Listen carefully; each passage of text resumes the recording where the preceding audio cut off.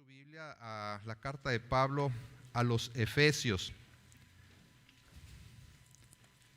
Efesios capítulo 5.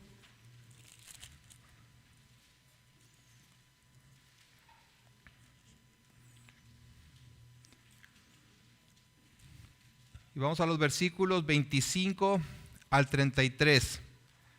Esta es la segunda parte de la enseñanza que he titulado Amando a tu esposa y que iniciamos la semana pasada. Si no tuviste oportunidad de escuchar el sermón de la semana pasada, te recomiendo que lo hagas. Te perderás algún contexto o algo que hoy no vamos a entrar en ese detalle, así que lo de hoy es continuación de la semana pasada. Sí te recomiendo que lo hagas. Entonces, Efesios 5, versículos 25 al 33. Dice así la palabra de Dios: Maridos, amad a vuestras mujeres, así como Cristo amó a la iglesia y se entregó a sí mismo por ella, para santificarla, habiéndola purificado en el lavamiento del agua por la palabra, a fin de presentársela a sí mismo una iglesia gloriosa, que no tuviese mancha, ni arruga, ni cosa semejante, sino que fuese santa y sin mancha. Así también los maridos deben amar a sus mujeres como a sus mismos cuerpos. El que ama a su mujer, a sí mismo se ama.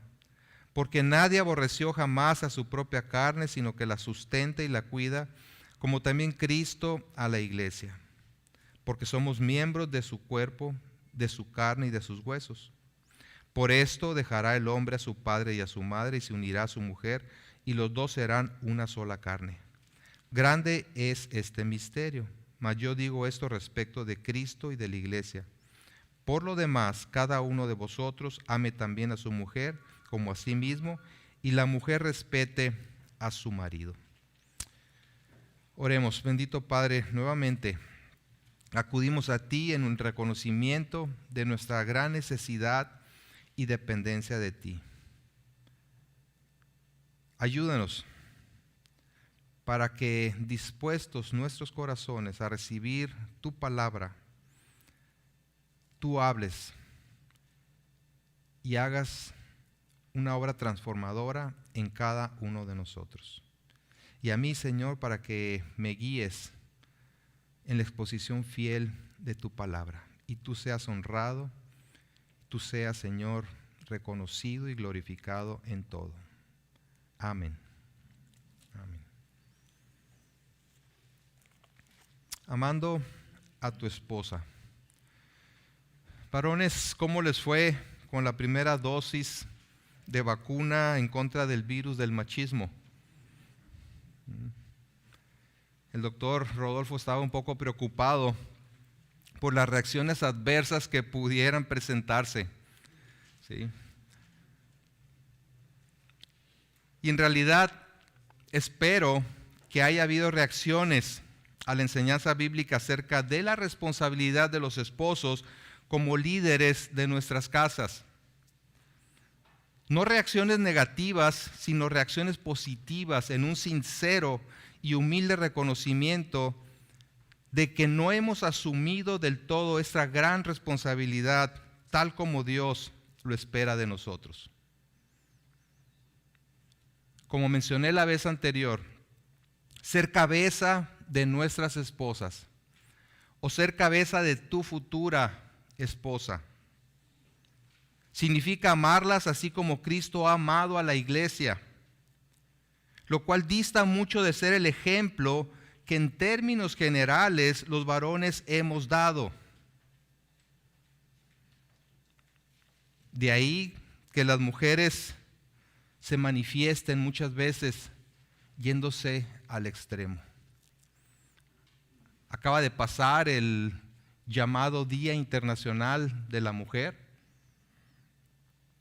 y vimos cómo las mujeres claman y reclaman un trato digno e igualitario.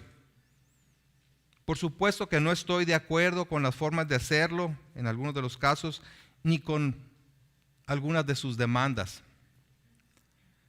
Pero lo que no debemos dejar de ver es que en el fondo es un grito para acabar con el abuso de los hombres, tratándolas como si fueran inferiores o inclusive objetos para su uso y desecho. Demandan que se respeten sus derechos como personas, aunque algunas de sus demandas sean inmorales y contrarias, claramente contrarias a la voluntad de Dios, como el derecho de decidir, como el derecho al aborto.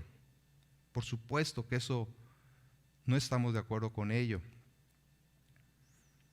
En ese deseo de obtener un mejor trato, se confunden las cosas. Pues debido a que los hombres han abusado de su posición, se quiere eliminar todo vestigio de diferencia en los roles. Sin embargo, debemos comprender que el problema no es que Dios le haya otorgado al hombre el papel de líder. Ese no es el problema, sino que el hombre ha abusado de ese rol, convirtiéndolo en un instrumento de dominación hostil, en un abuso de esa posición. El hecho de que las cosas no hayan, más bien dicho, el hecho de que las cosas se hayan desvirtuado, no significa que estén mal desde su origen. No se desecha algo solamente porque algunos abusan de ello. ¿Cuántas veces se reclama la garantía de alguna cosa simplemente porque no se siguieron las indicaciones del manual del usuario? Y decimos, no, esto no sirve, esto no funciona. ¿Leíste el manual? No, pero no funciona. Y tendemos a desechar aquello que tiene un diseño muy específico, tiene un manual de cómo debe usarse, y por no interesarnos en seguirlo, pues o no funciona o no le sacamos el provecho que le debemos de sacar. Cuando Jesús fue increpado por los fariseos con respecto a la posibilidad del divorcio por cualquier causa, su respuesta la dirigió al principio, al diseño original. En Mateo 19, si buscan en su Biblia, Mateo 19,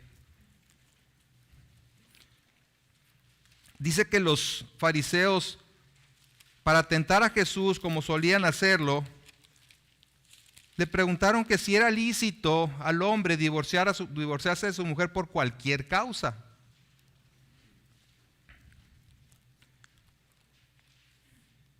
Y vean lo que Jesús contesta. A partir del versículo 6 dice, así que no son ya más dos, sino una sola carne. Por tanto, lo que Dios juntó, no lo separe el hombre. Lo que Dios juntó, no lo separe el hombre. Le dijeron, ¿por qué pues mandó Moisés dar carta de divorcio y repudiarla? La ley contemplaba ciertos casos en los que podía ser válido el divorcio. Y la respuesta de Jesús aquí es bien interesante. Él les dijo, por la dureza de vuestro corazón, Moisés os permitió repudiar a vuestras mujeres. Mas al principio no fue así. Esa no fue la intención, ese no fue el diseño divino. Pero por la dureza del corazón del hombre, por el pecado, las cosas empezaron a desvirtuarse y se tuvo que regular el divorcio para evitar los abusos. Antes de que entrara el pecado en la humanidad, todo era perfecto. John Piper dice, debemos comprender que cuando el pecado entró al mundo, arruinó la armonía del matrimonio, no porque hubiese traído a la existencia el liderazgo y la sumisión, sino porque torció el humilde y amoroso liderazgo del hombre y lo convirtió en una dominación hostil en algunos casos y en una perezosa indiferencia en otros. Es decir, ese papel de líder, el hombre o abusó de él o abandonó ese rol. Sigue diciendo, tergiversó la inteligente, dispuesta, feliz, creativa y expresiva sumisión de la mujer en servilismo manipulador en algunos casos y en una insubordinación desvergonzada en otros. O la mujer se rebeló completamente o se sometió en un servilismo manipulador. El pecado, dice, no creó el liderazgo ni la sumisión. No fue por causa del pecado que el hombre fue designado como líder y la mujer sujeta a su marido. Más bien, dice, lo arruinó, los distorsionó y lo hizo desagradable y destructivo. Interesante, ¿no? Pero real. Como vimos la semana pasada en la primera parte de esa sección de la carta de Pablo a los Efesios, el ser cabeza no es un permiso para controlar, abusar o a descuidar, más bien es la responsabilidad de amar, que es el mandato que Dios da en este pasaje a los varones, a los esposos. Amen a sus esposas, así como Cristo lo ha hecho, sirviendo sin condición, mediante una entrega sacrificial y purificadora. Hoy continuaremos aplicando la segunda dosis ahora para reforzar la inmunidad en contra del machismo. Y no solo eso, sino para que seamos transformados y capacitados por el poder del Espíritu Santo para llevar a cabo la función de líder conforme al modelo de nuestro Señor y Salvador Jesucristo. El mandato, insisto, es uno: amar a nuestras esposas. El cómo hacerlo menciona al menos 5 aspectos: con un amor incondicional, con un amor sacrificial, con un amor santificador, con un amor sustentador y con un amor exclusivo. Vimos las 3 primeras la semana pasada. Hoy iniciaremos entonces con la cuarta: amar a nuestras esposas con un amor sustentador. Versículo 28 dice, así también los maridos deben amar a sus mujeres como a sus mismos cuerpos. El que ama a su mujer a sí mismo se ama. Porque nadie aborreció jamás a su propia carne, sino que la sustenta y la cuida, como también Cristo a la iglesia. Porque somos miembros de su cuerpo, de su carne y de sus huesos. Y la clave aquí otra vez es así también. Así también, es decir, de la misma manera en la que Cristo se entregó para santificar a su iglesia, los maridos deben amar a sus propias esposas, proveyendo para sus necesidades y protegiéndolas, tal como si lo hicieran para sí mismos. ¿Por qué? Porque son uno solo. Los maridos deben amar a sus mujeres, no solo por su responsabilidad como líderes, sino por formar una sola carne con ellos, porque son uno. Citando Génesis 2:24, Pablo hace ver que por ser una sola carne, el que ama a su mujer, a sí mismo se ama, y por lo tanto la sustenta y la cuida como lo haría para él mismo. Y lo contrario también aplica. El que no ama a su esposa de esta manera es como si se aborreciera a sí mismo. Es como si se destruyera a sí mismo. Dice el versículo 29, porque nadie aborreció jamás a su propia carne, sino que la sustenta y la cuida. Y si tu esposa es tu propia carne, la sustentas y la cuidas, no la aborreces, no la odias, no la descuidas.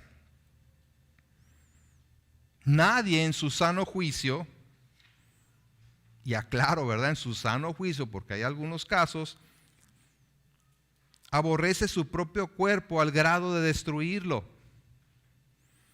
Es cierto que por causa del pecado nos descuidamos y hacemos cosas en contra de nosotros mismos que tienden a afectar nuestra salud, que tienden a afectar nuestra integridad física, como fumar, como drogarse, como tener malos hábitos alimenticios, de sueño, etcétera.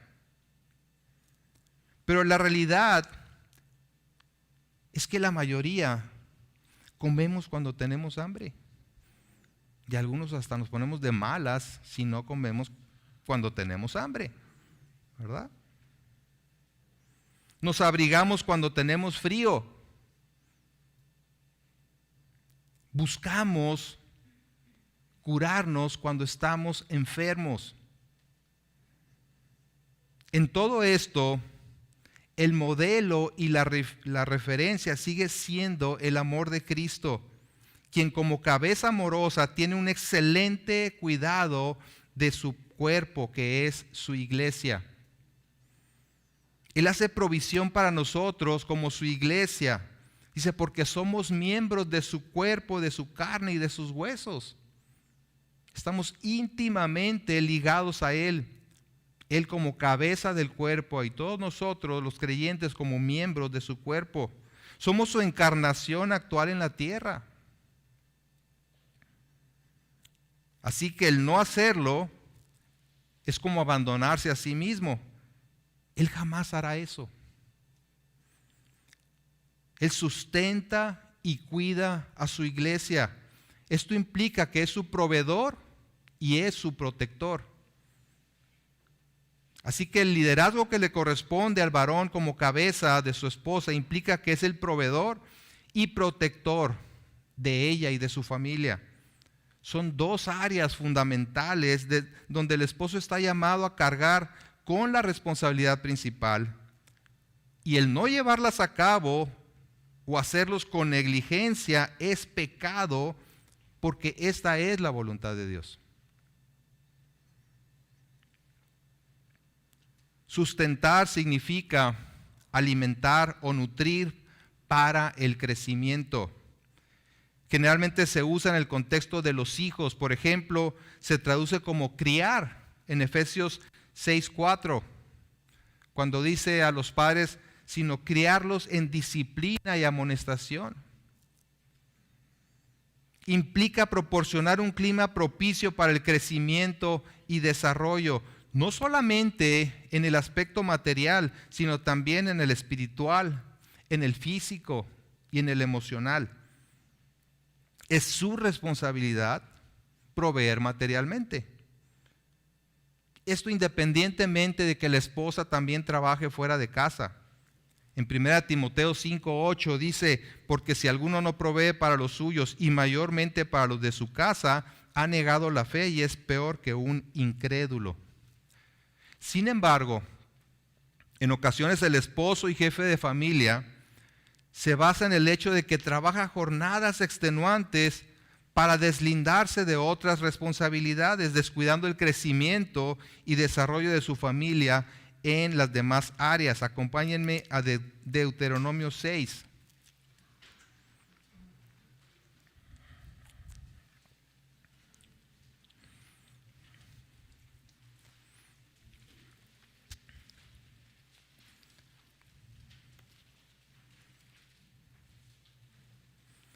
Deuteronomio 6, versículos 4 al 9.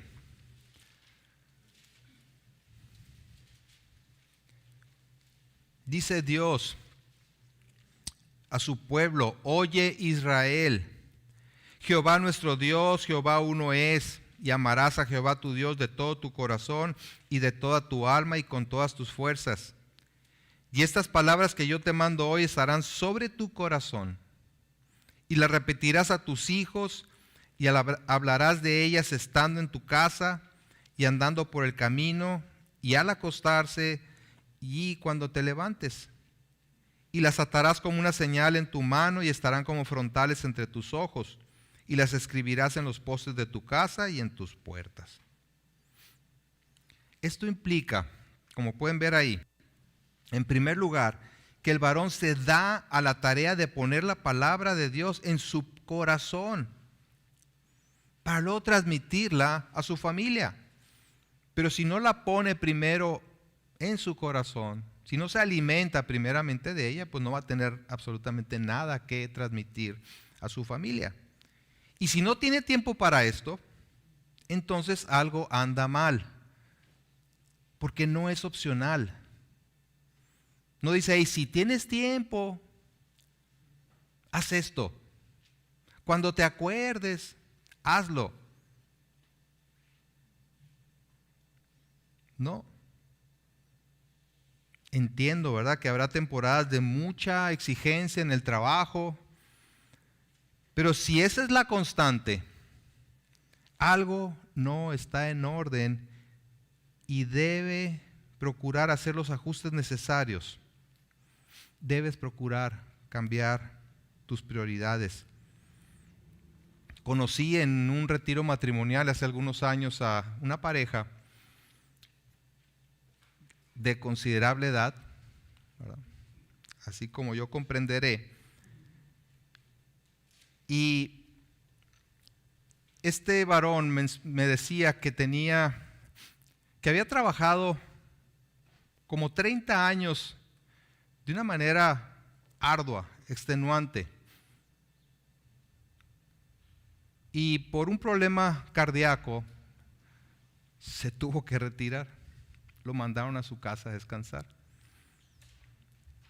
Estaba ahí con su esposa en ese retiro, esposa a la cual no conocía. Su esposa de más de 30 años, no la conocía, no se conocían entre ellos. No convivió con sus hijos. Pasó el tiempo y él lamentaba haber perdido tanto tiempo. Y ahora empezaba a conocer a su esposa y estaba disfrutando a sus nietos, ¿verdad? Agradecido con Dios de que pudiera al fin hacerlo. Pero qué lamentable, ¿no?, haber perdido tanto tiempo. Y así muchas veces los hombres nos enfrascamos en lo que creemos que es lo más importante y sin lugar a dudas, como ya vimos, es el proveedor principal, ¿verdad?, en el sentido material de la casa. Pero si no tiene tiempo para lo demás, algo no está bien y se tiene que arreglar. Debemos entender que el hecho de que sea responsable no significa que el esposo deba hacer todo. Puede delegar algunas tareas, pero sigue siendo responsable por la salud integral de su familia. Entonces la sustenta en todos los sentidos, pero también la cuida, lo cual significa cubrir o brindar una tierna protección. Cubrir o brindar una tierna protección. Sí. En Primera de Tesalonicenses 2:7, Pablo dice, antes fuimos tiernos entre vosotros como la nodriza que cuida con ternura a sus propios hijos. Aquí usa esa palabra, cuidar con ternura, y es precisamente a lo que se refiere en Efesios cuando dice la sustenta y la cuida. Demuestra un tierno amor hacia su esposa como el de una madre que cuida a su bebé. La imagen del hombre es de rudeza, de fortaleza. A veces hasta se nos presenta como que debemos ser ásperos, ¿verdad?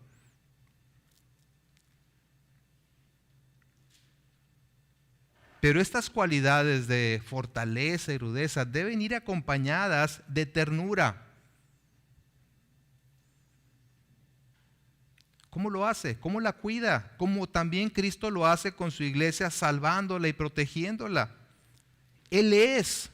Jesús dijo, yo soy el buen pastor. Y el buen pastor, ¿qué hace? Da su vida por las ovejas. enfrenta a las fieras que amenazan a su rebaño de una manera firme, valiente, pero trata con ternura a sus ovejas y también las disciplina con cuidado si se andan desbalagando. Es responsabilidad del esposo proteger a su esposa como una fiera de las amenazas externas, pero cuida de ella con suma ternura, ayudándole a ser conformada al carácter de Cristo. No nos vayamos con la corriente. Si bien es cierto que el movimiento feminista demanda trato igual, la mujer, conforme al diseño de Dios, requiere y anhela un trato y cuidado especial, no como si fuera inferior, solamente como diferente. Dice la Biblia que honremos a nuestras esposas como a vaso más frágil, que no seamos ásperos con ellas. Así que un hombre tiene que ver a su esposa como un tesoro para cuidar, apreciar, nutrir de la misma manera que el Señor hace con su iglesia. Recuerden, la clave aquí es así como.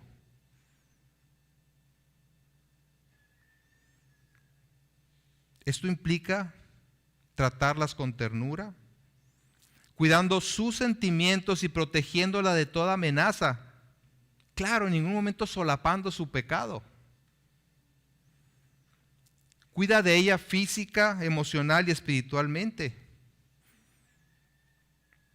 Es decir, vela por su salud. ¿Y cómo lo hace? Animándola a llevar una dieta saludable en casa, a cuidarse. Y por lo general somos los maridos los más renuentes a entrar en un régimen de sana alimentación en casa, cuando deberíamos realmente agradecer los esfuerzos de nuestras esposas por querer hacerlo y apoyarlas totalmente. A mí me gusta hacer el mandado en ocasiones, pero debo reconocer que mi carrito es diferente que el carrito del mandado de mi esposa. El de ella abundan los alimentos saludables y cuando yo hago el mandado se cuelan algunas cositas ahí no muy saludables, ¿verdad?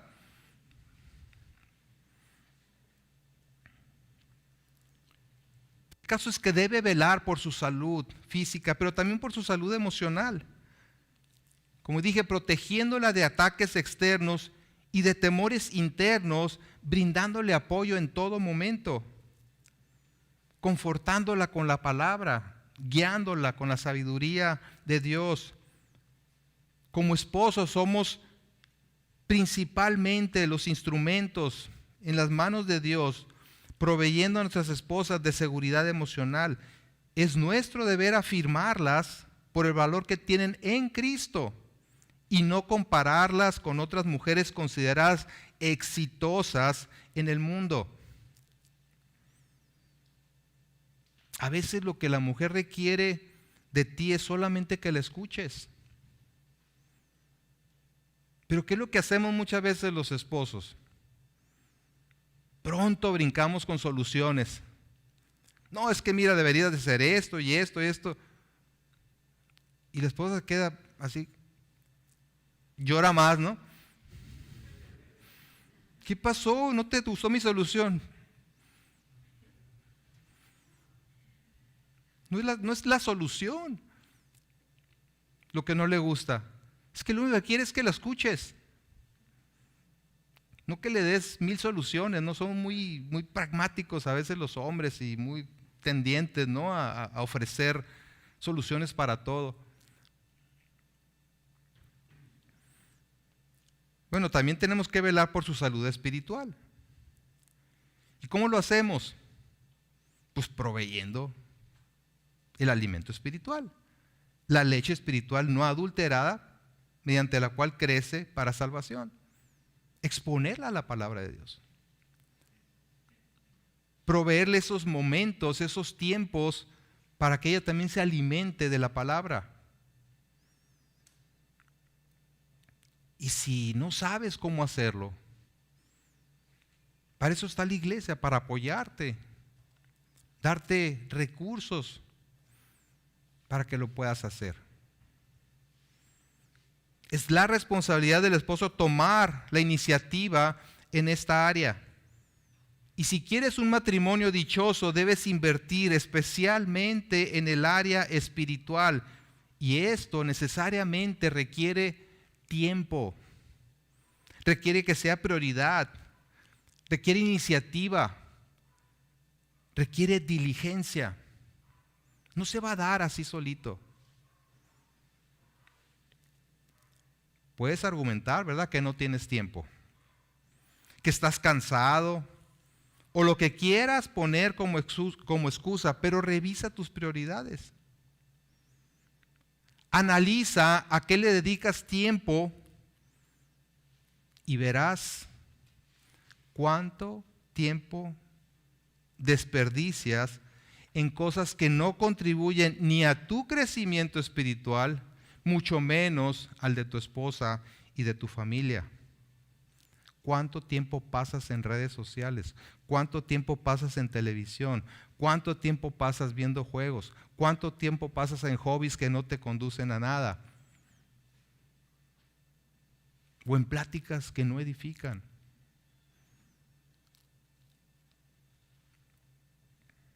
Amar a tu esposa así como Cristo ama a su iglesia, entonces implica incondicionalidad, sacrificio, santificación, sustento, pero además exclusividad. Amar a la esposa como Cristo amó a la iglesia implica un amor exclusivo. Dice el versículo 31, por esto dejará el hombre a su padre y a su madre y se unirá a su mujer y los dos serán una sola carne. Grande es este misterio, mas yo digo esto respecto de Cristo y de la iglesia. Pablo refuerza el concepto del amor del esposo citando la declaración divina de la unión íntima de los esposos en Génesis 2:24 y la vincula con la relación de Cristo con la iglesia. El matrimonio es la unión íntima de un hombre y una mujer que los convierte en uno solo, una sola carne. En sentido muy real, entonces, ellos ya no son más dos, sino uno. ¿Y esto habla de qué? Exclusividad. Son ahora el uno para el otro y nadie más. Pero además se conjugan en una sola carne de tal manera que son inseparables. Una unión íntima para siempre. Lo que Dios unió, que no lo separe el hombre. Hasta que la muerte nos separe, ¿verdad? Se dice en los votos matrimoniales.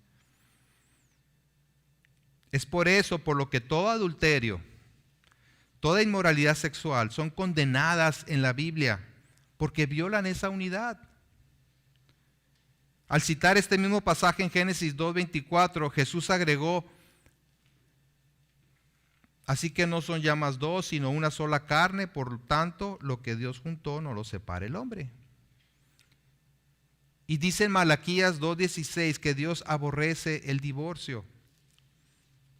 Y si bien es cierto que la Biblia contempla la inmoralidad sexual como causal de divorcio, Jesús dijo, como ya lo mencioné, que al principio no fue así. Es decir, nunca fue la intención de Dios que los matrimonios se disolvieran, pero por causa del pecado y de la dureza del corazón se tuvo que regular, no alentar, sino regular, proveer un marco legítimo para que no se abusara. El amor de Cristo de manera exclusiva también implica que es eterno, es un amor eterno. No hay nada que nos pueda separar de Él. Y mi amor por mi esposa debe ser igual, así como el de Cristo por su iglesia. Eso significa que no la dejaré por cualquier causa. Además, el ser uno solo significa que es una unión más íntima y cercana que la de padres e hijos. Dejará el hombre a su padre y a su madre y se unirá a su mujer y será una sola carne. Dejará. Esto quiere decir que por un lado los esposos ya no dependen de sus padres. No quiere decir que no los honren, sino que sus padres no interfieren en su relación como nueva familia, no son la prioridad. Si estás casado, tu prioridad es tu esposa. Por otro lado, los hijos no deben ser el centro de la relación matrimonial tampoco. Muchos matrimonios existen por los hijos. La única razón por la que están unidos es por los hijos. Y eso no debe ser así. Ellos son esposos antes que padres.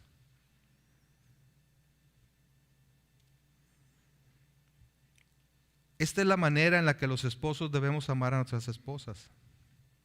De manera exclusiva, de manera incondicional, sacrificial, santificadora, sustentadora. Y todo esto con el objetivo de que nuestro matrimonio refleje el Evangelio. Dice el versículo 32, grande es este misterio, mas yo digo esto respecto de Cristo y de la iglesia. Pablo dice, esto es un gran misterio. Le llama misterio porque es algo que había estado oculto a la mente humana, pero que ahora ha sido revelado y se refiere a la unión de Cristo y de su iglesia, descrita en los mismos términos con que Génesis 2:24 describe la unión del hombre y la mujer en una sola carne. Así como el hombre y la mujer se unieron en una sola carne, así también Cristo y su iglesia forman un solo cuerpo. Y esto, por un lado, habla del carácter sobrenatural y sagrado del matrimonio cristiano. Y eso nos debe motivar a amar a nuestras esposas y tratarlas tal como Cristo ama a la iglesia y se ha entregado en sacrificio para santificarla a fin de presentársela a sí mismo. Una iglesia gloriosa, santa y sin mancha. Así como Cristo nos ha incorporado a sí mismo por medio de su sacrificio, santificándonos para hacernos parte del mismo en una unión que es profunda y que es indisoluble, así también nosotros debemos ver la relación matrimonial. Y si bien es cierto que nuestros matrimonios son imperfectos, son una imagen, un retrato vivo para el mundo de la relación de amor entre Cristo y la iglesia. Así de especial y sagrada es la relación matrimonial. Es una unión sobrenatural en una sola carne. Y en una sociedad donde cada vez se denigra más el matrimonio como Dios lo estableció, los matrimonios cristianos tenemos la responsabilidad de modelar lo que el matrimonio debe ser. ¿Sí? Estén muy alerta, jóvenes. El mundo quiere definir el matrimonio de otra manera, diferente a la que Dios lo hizo. ¿Sí? Y lo están escuchando y lo van a ver de una manera mucho más insistente. Ya no es matrimonio el que tradicionalmente conocemos. Ahora hay 1000 acepciones para matrimonio. Pero o le creemos a Dios o nos vamos con la corriente del mundo.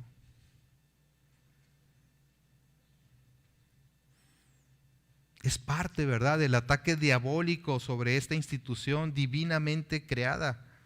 Así que nos corresponde vivir de tal manera que reflejemos el Evangelio.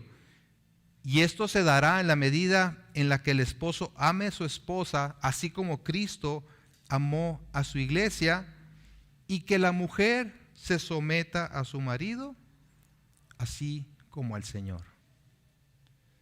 Que es la manera en la que Pablo resume esta sección en el versículo 33. Dice, por lo demás, es decir, en todo caso, cada uno de vosotros ame también a su mujer como a sí mismo, y la mujer respete a su marido.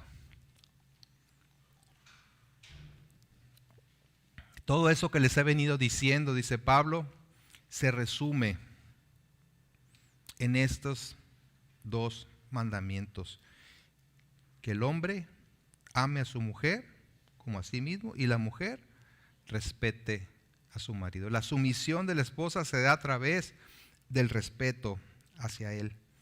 En el contexto de la relación matrimonial, la llenura del Espíritu se manifestará en el amor que el esposo tenga por su esposa y en la sumisión de la mujer a su marido. Si el marido ama a su esposa, así como Cristo ama a la iglesia, y si la esposa respeta a su esposo, sometiéndose a él como la iglesia hace a Cristo, su matrimonio será un reflejo del Evangelio y disfrutarán de una relación plena e inquebrantable a pesar de las tormentas que azoten en su contra. El llamado entonces es al servicio mutuo, pero no de la misma manera. El esposo refleja la imagen de Cristo mediante su entrega incondicional, sacrificial, santificadora, sustentadora y exclusiva, y la esposa refleja la imagen de la iglesia, sometida en amor y obediencia al liderazgo de su esposo. Pero esto es posible solamente viviendo en la llenura del Espíritu. No hay atajos, no hay estrategias que funcionen. Por más libros que leas de cómo satisfacer las necesidades de tu esposo o de tu esposa, si no vives lleno del Espíritu Santo, no vas a poder amar a tu esposa así como Cristo amó a la iglesia. No vas a poder someterte a tu marido voluntariamente y en obediencia.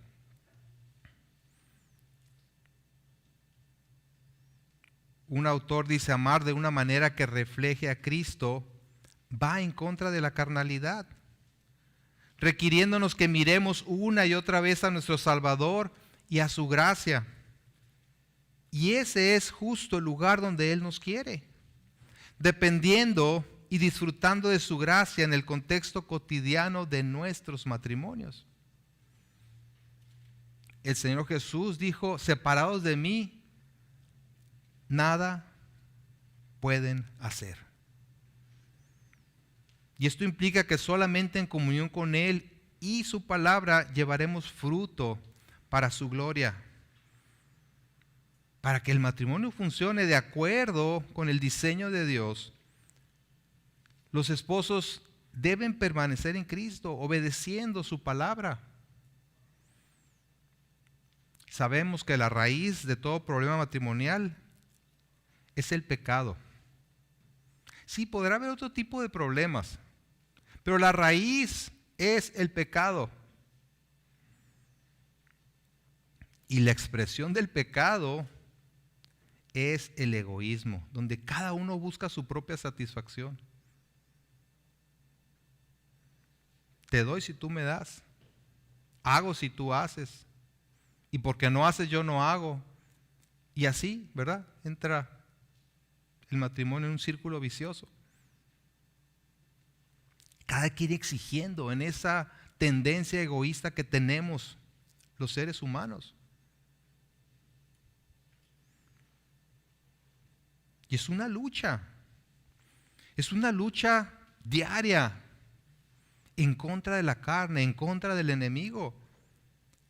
Gálatas 5 dice que para no satisfacer los deseos de la carne es necesario andar en el Espíritu, porque se oponen el uno con el otro.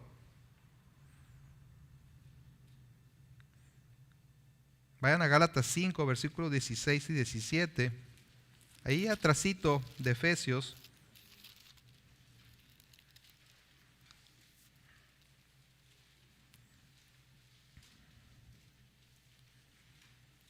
Dice, digo pues, andar en el Espíritu y no satisfagáis los deseos de la carne, porque el deseo de la carne es contra el Espíritu y el del Espíritu es contra la carne. Y estos se oponen entre sí para que no hagáis lo que quisierais. Pero si sois guiados por el Espíritu, no estáis bajo la ley. Como ven, la lucha está presente, ¿sí?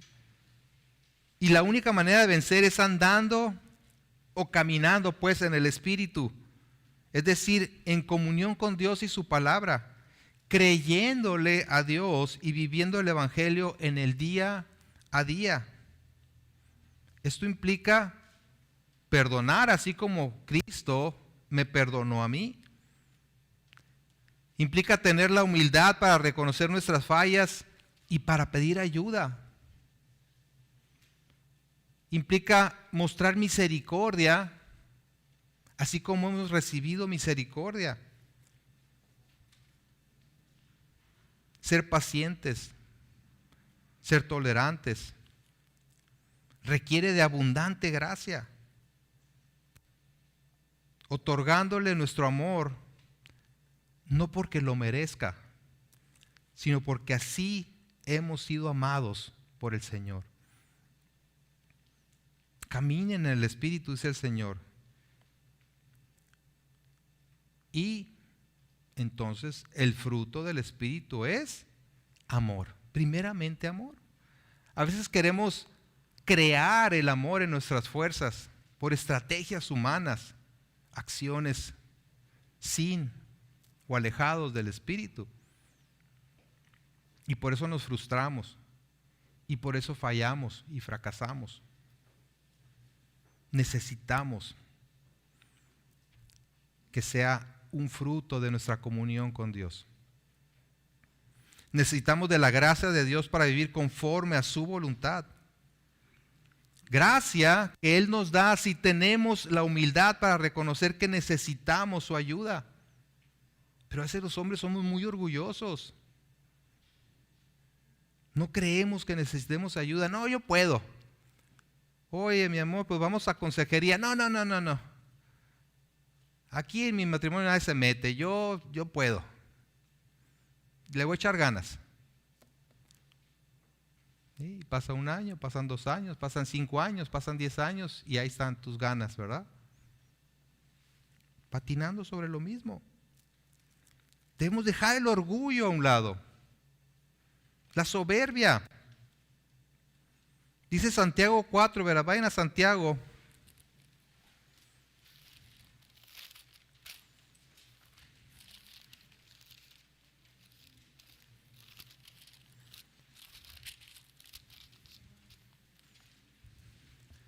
En el contexto de los conflictos entre nosotros, dice Santiago 4:6, pero Él da mayor gracia. Por esto dice, Dios resiste a los soberbios y da gracia ¿a quién? A los humildes.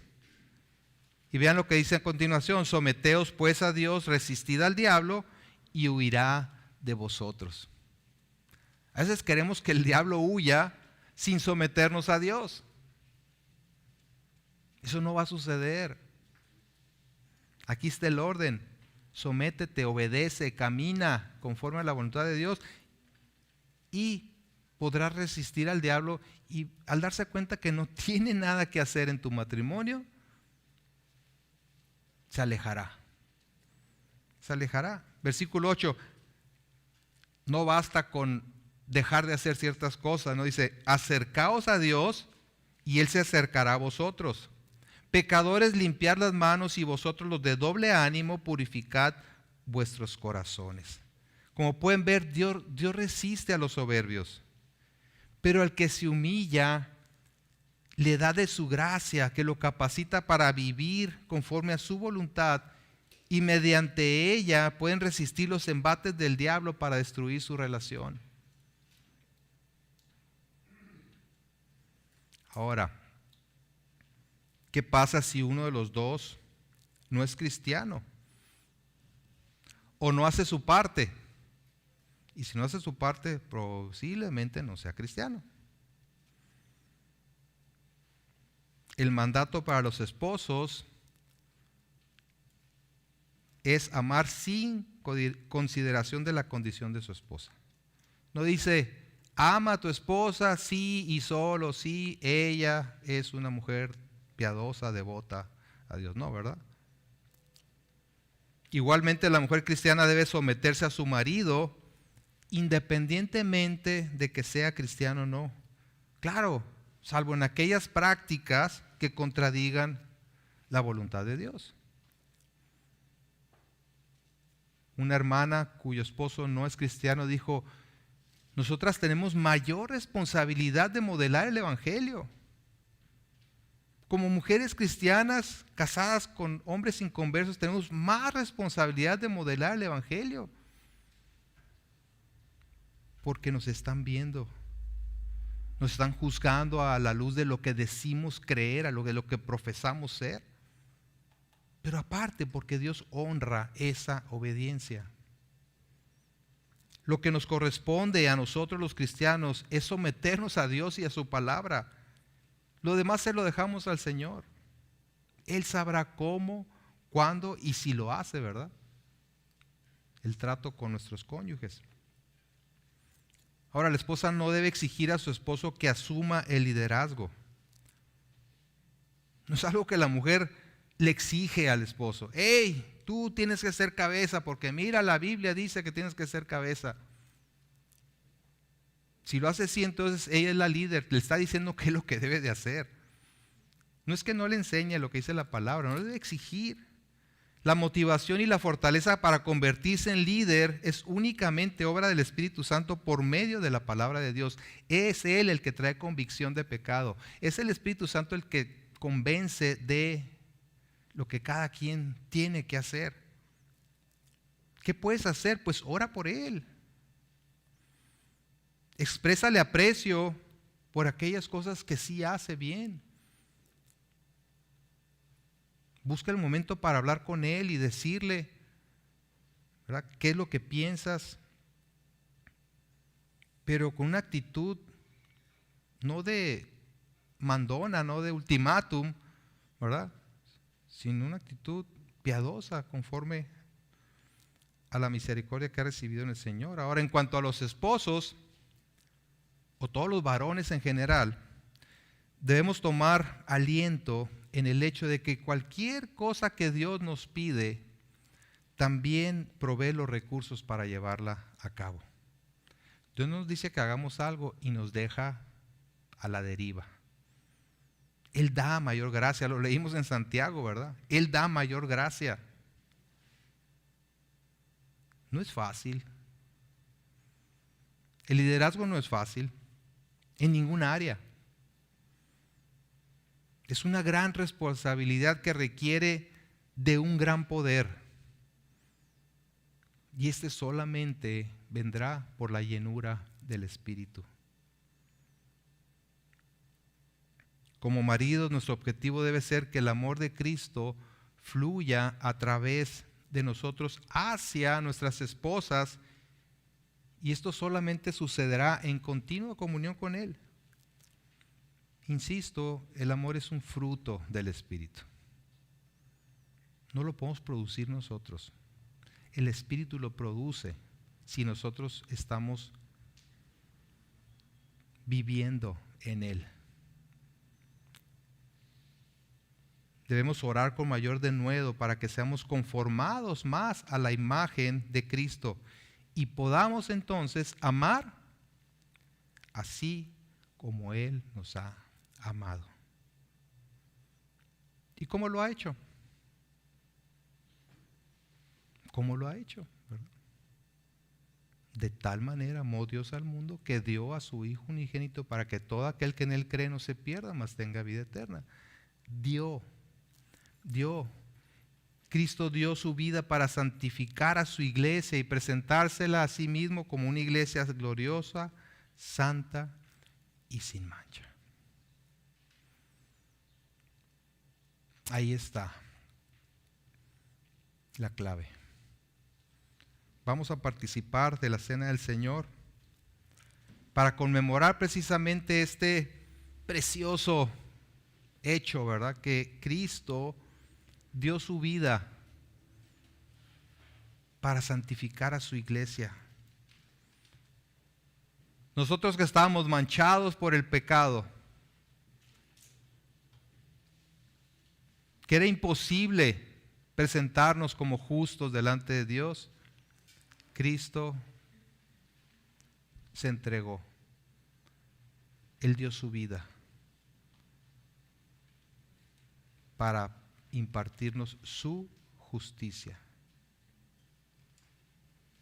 En Él somos justificados.